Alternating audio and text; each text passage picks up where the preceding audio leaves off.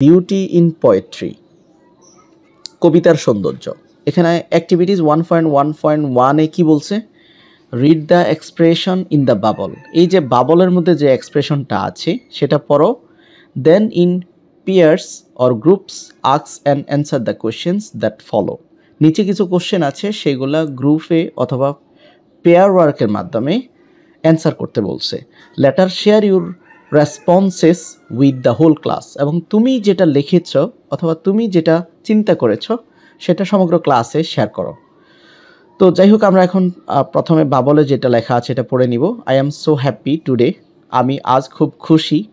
I have been selected to sing in the annual cultural programme.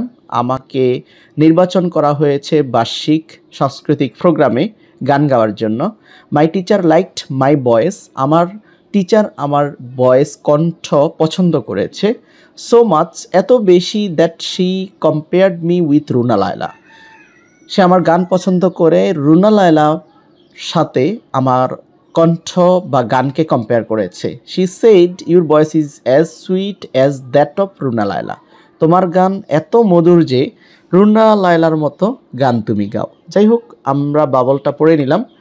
এই পর্যায়ে বাবলের বাংলাটা আমি এখানে দিয়ে দিচ্ছি তোমাদের সুবিধার জন্য, তোমরা দেখে নিতে পারো। যাই হোক, এই পর্যায়ে আমরা অ্যাক্টিভিটিস 1.1 যে কোশ্চেনগুলো আছে সেগুলোর অ্যান্সার আমরা কিভাবে করব।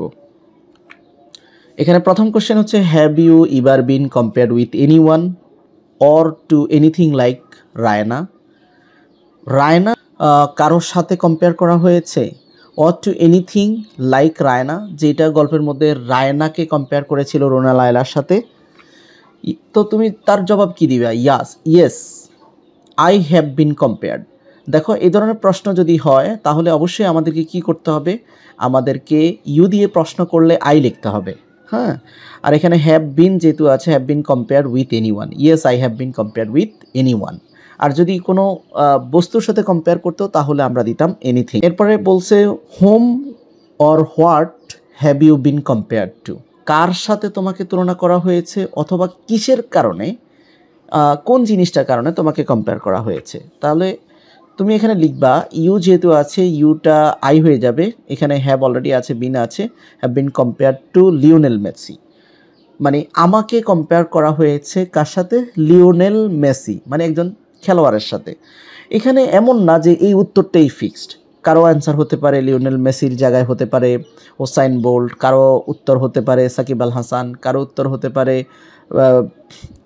বিভিন্ন অ্যাক্টর অর অ্যাক্ট্রেসের সাথে, ভালো স্টুডেন্টের সাথে, মাইকেল মধুসূদনের সাথে, যে কোনো একটা উত্তর হতে পারে। এটা আমরা একটা কল্পনা করে নিলাম, বাট কোশ্চেনের অ্যান্সারের প্যাটার্নটা কিন্তু ঠিক থাকবে। আই হ্যাভ বিন কম্পেয়ার্ড, এরপরে তুমি যেটার সাথে তুলনা করতে চাও যে কোনো একজনের নাম তুমি দিয়ে দিবা, রিপোর্টেড পারসন অথবা থিংসের ব্যাপারে। পরের যে কোশ্চেনটা, why did he or she compare you? কেন তোমাকে কম্পেয়ার করা হয়েছিল with that thing or that person? ওই বস্তু অথবা তোমাকে যে কম্পেয়ার করা হয়েছে লিওনেল মেসির সাথে, কেন কম্পেয়ার করা হয়েছে? এখানে ওয়াজটা হচ্ছে এরকম, এখানে ইউ দিয়ে যেহেতু আগে বলছি যে এখানে ইউ আছে, তার মানে আই। এখানে যেহেতু আগের ঘটনা, সেক্ষেত্রে আমরা ওয়াজ কম্পেয়ার্ড, আমাকে এটা ফ্যাসিভ মোডে লিখতে হবে। I was compared with Lionel Messi, আমাকে লিওনেল মেসি, যেটা ইতিমধ্যে আমরা বলেছি, লিওনেল মেসির সাথে কম্পেয়ার করা হয়েছে। Because I scored 6 goal in local football match, আমি একটা লোকাল ফুটবল ম্যাচে 6 গোল করেছি। 6 গোল করা কিন্তু একটা খেলার মধ্যে কিন্তু খুব ইজি বিষয় না। আমরা নিশ্চয় জানি যে ব্রাজিল বা আর্জেন্টিনার আইকন প্লেয়ার লিওনেল মেসি, সে সব সময় লোকাল ইন্টারন্যাশনাল সকল ম্যাচে কিন্তু ভালো করে। যাই হোক, এই জন্য লিওনেল মেসির সাথে আমাকে তুলনা করা হয়েছে। এখানে বলছে, how do you feel then? Lionel মেসির সাথে যখন তোমাকে তুলনা করা হয়েছে তুমি কি ফিল করেছো, তুমি কি ফিল করো? বলছে, আই ফিল ভেরি প্রাউড। স্বাভাবিক, এটা তোমার ক্ষেত্রে ঘটলে তুমি কি লিখতা? যে I felt very proud. Field কেন লেখা হয়েছে? কোশ্চেন যদি ফার্স্ট টেন্সে থাকে আমাদের অবশ্যই ফার্স্ট টেন্সেই উত্তরটা লিখতে হবে।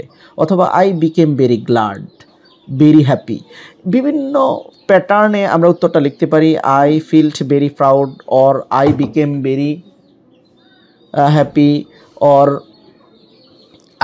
I am very excited, I was very excited.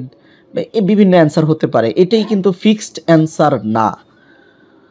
এরপরে সর্বশেষ কোশ্চেন এখানে বলছে, do you think that comparing one things to another তুমি কি মনে করো যে কোনো কারো সাথে কাউকে, কোনো ব্যক্তির সাথে ব্যক্তির তুলনা, কোনো বস্তুর সাথে কারো তুলনা করলে help us to understand something someone better, আমরা কি সেটা আরও কি বেটার কিছু ফিল করি, ওটা কি আমাদেরকে আরও কিছু আরও বেশি সহায়তা করে? তো যদি তোমার উত্তরটা ইফ ইয়েস, কি যদি উত্তর ইয়েস হয় তাহলে কিভাবে করে? তো এখানে জবাবটা দিতে পারো ইয়েস আই থিঙ্ক সো। এই ধরনের প্রশ্নে কিন্তু ইয়েস আই থিঙ্ক সো এই কথাটা আমরা লিখতে হবে।